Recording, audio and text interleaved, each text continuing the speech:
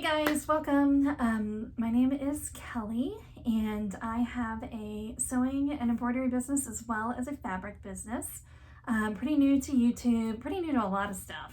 My daughter has been teaching me how to do TikTok. And I just discovered Discord last night. Yeah, I'm old. This stuff is crazy. But anyway, welcome. Happy New Year. Although I guess it's New Year's Eve. Happy New Year's Eve.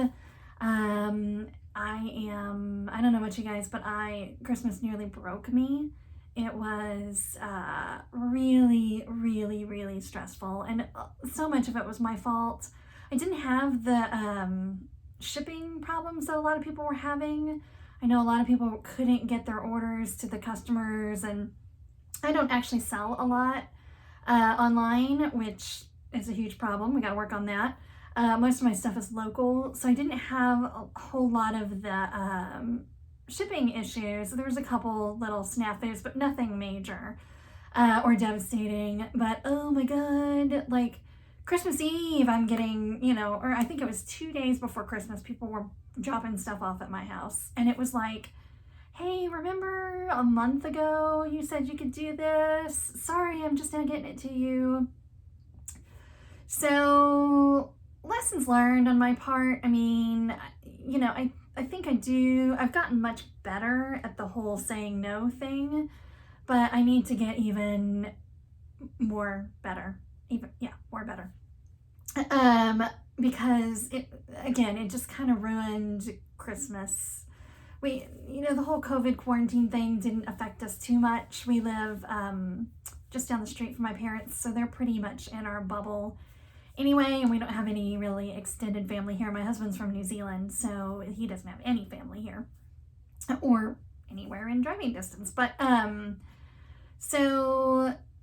weren't affected by that, but just the stress of everything, trying to do stuff for people. And I mean, it was a great month in terms of income, but I'm not sure it was worth it. So next year,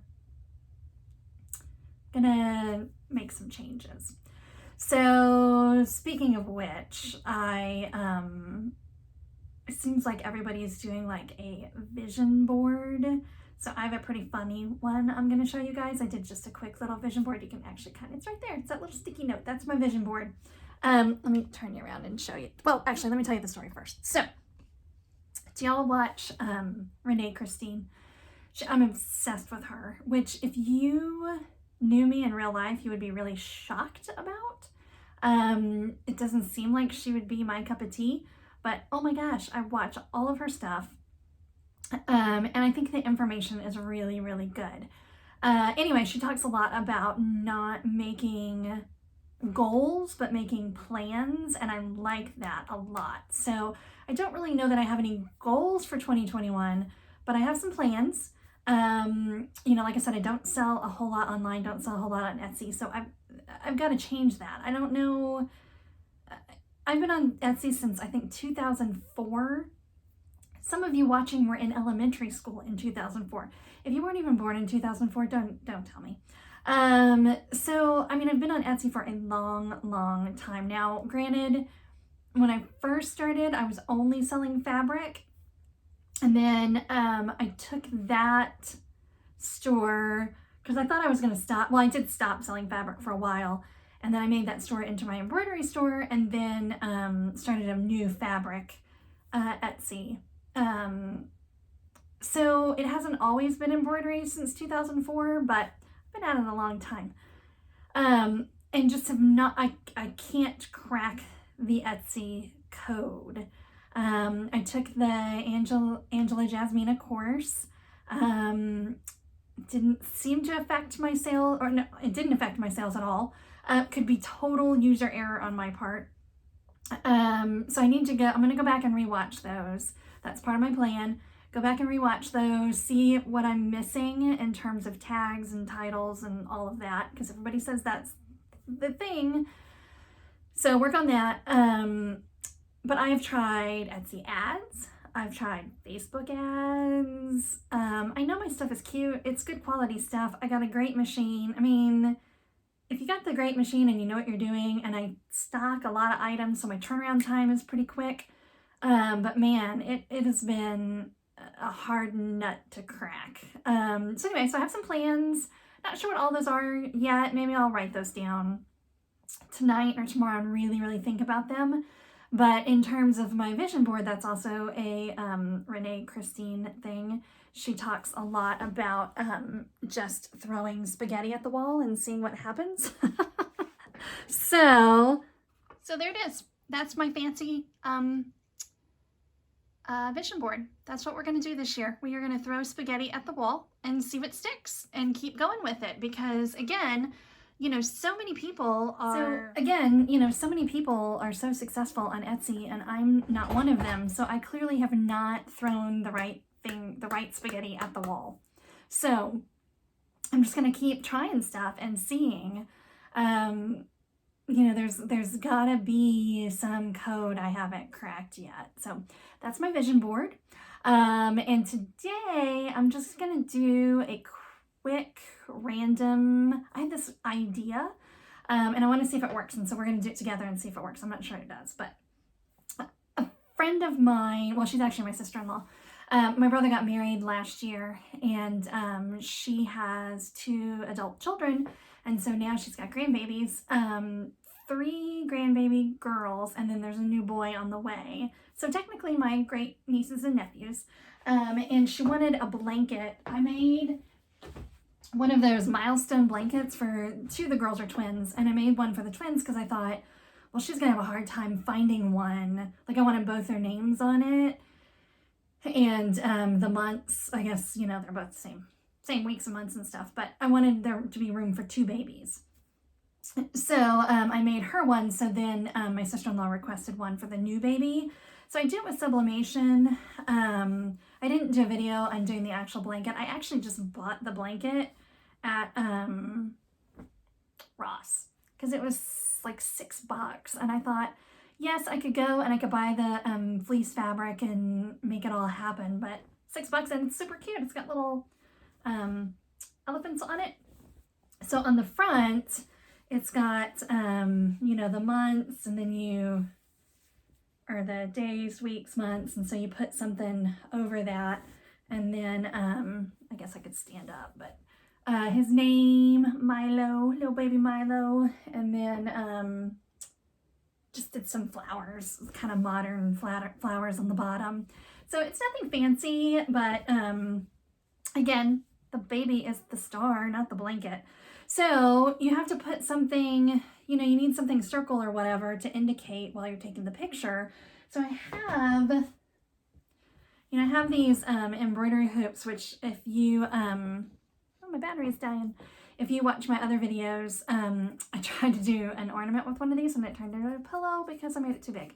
But so this could be cute, like to circle the month, week, whatever. If I put like some ribbon on it or something. But then I wanted something to indicate, you know, day, month, days, days, weeks, months. So something kind of square maybe. So I thought maybe I could do it on my embroidery machine. I have a couple ideas, so let's go over there and see if I can make it happen.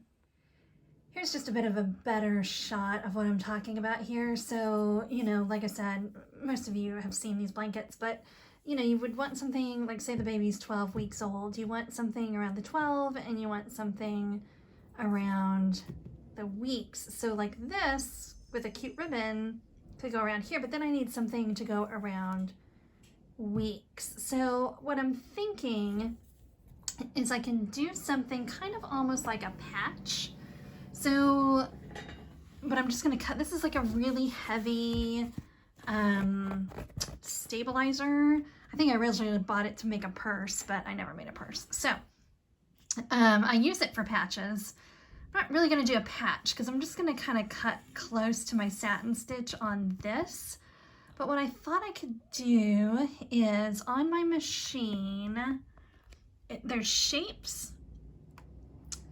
So if I do these shapes, like if I take that, and this is a satin stitch.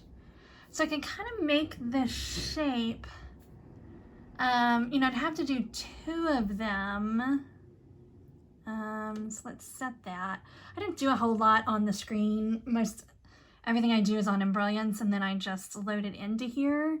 But I think we can duplicate that. So yeah, so duplicate that, and then maybe center that, and so I can kind of, oops, yeah, so like resize it to be to where I have 2 squares, and then in here can be fabric, and I'll cut out the felt in the middle and around it to give me like a kind of sturdy thing that she can throw down on here, like around the weeks or the months. So let's see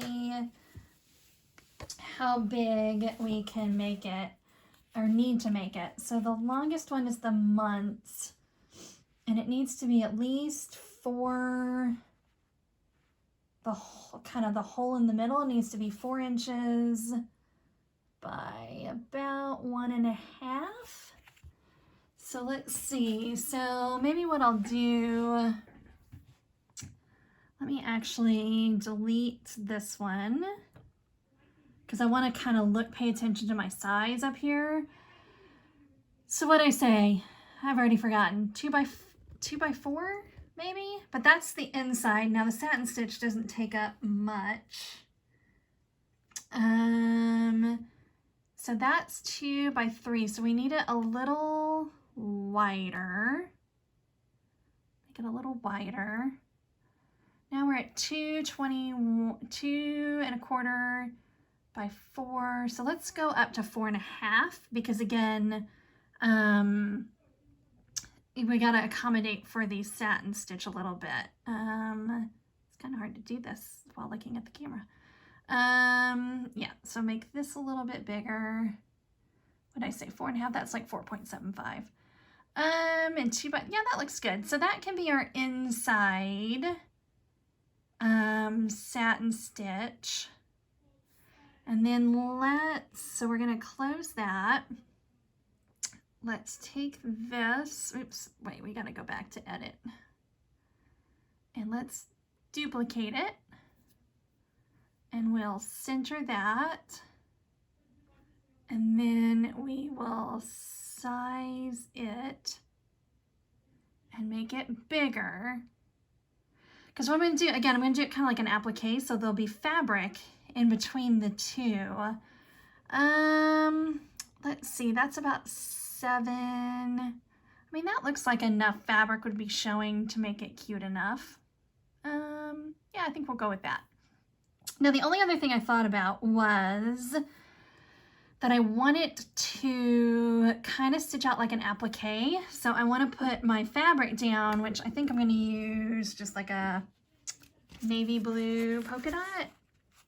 So I want to be able to put my fabric down and have it go like an applique, so I can cut around the fabric before it does the satin stitch. And I don't think these on the machine do that. So the only other thing I could think to do was we can add, and maybe we'll add a,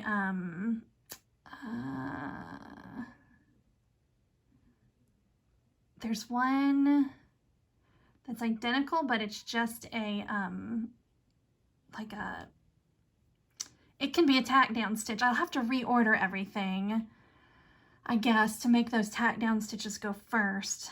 But I'm gonna I'm gonna do 2 of these, and I'm gonna resize them to get them to that shape. But I'm having trouble doing it holding the camera, so let me do that. Okay, I felt like I was shaking a little too much there. I probably still am. But, so the yellow is going to be our placement stitches. Is this making sense? So basically I've got 4 shapes here that I did, and 2 of them are just like a bean stitch, and 2 of them are the satin stitch, because I want to do the bean stitches and then cut it out and then do the satin stitches. So ideally I would have done this, because you can't reorder things on your machine. You can only do that in embrilliance. So ideally, I would have done those bean stitches first and then done the satin stitches, but it's okay. I'll just skip ahead. So we'll do the ones first and then go back and do the 6s. Hopefully this is starting to make sense now. So I ran the 2 bean stitches, then I put this down and ran them again. So I did try to, we're gonna cut this part out later. I did try to cut really close to the line since this is kind of a Frankenstein applique, not a real one. But all I gotta do now is run the satin stitch and see what we got.